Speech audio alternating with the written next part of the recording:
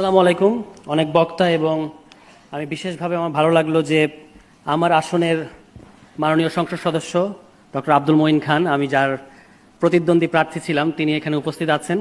তো এটা দেখে আমি তাকে, এবং এই যে পরিবেশটা, আমি খুব বেশি কথা বলবো না কারণ অনেক আলোচক আছে, এই পরিবেশটা আমরা চাই যে উনি আমার নির্বাচিত, মানে আমার প্রতিদ্বন্দ্বী ছিলেন, কিন্তু উনি বিজয়ী হয়েছেন একটা সুষ্ঠু নির্বাচনের মধ্য দিয়ে। উনি আর আমি আজকে একই মঞ্চে আছি। এই পরিবেশটা বাংলাদেশে আমরা চাই, এবং এই ক্ষেত্রে আমাদের আরেকজন প্রায় কাব্যের মতো করে কথা বলেন সরকারি দলের হুইপ নিজাম ভাইও এখানে আছেন। তো তাদের কাছে আমাদের অনুরোধ থাকবে, এটার ক্ষেত্রে আপনাদের দায়িত্ব বেশি, অর্থাৎ এই পরিবেশ রক্ষা করার ক্ষেত্রে। এবি পার্টিকে শুভেচ্ছা জানাই। বাংলাদেশে যে সকল পার্টি, মানে তথাকথিত ছোট পার্টি, মানে যাদেরকে কোট আনকোট ছোট পার্টি বলা হয়, যারা বাংলাদেশের গণতন্ত্র পুনরুদ্ধারে অসম্ভব গুরুত্বপূর্ণ ভূমিকা রেখেছে আওয়ামী লীগ আমলে, তাদের মধ্যে এবি পার্টির নাম খুব সামনের দিকে থাকবে। এবং আমরা রাজপথে লম্বা সময় ছিলাম। তাজুল ভাই আছেন এখানে, মঞ্জু ভাই আছেন।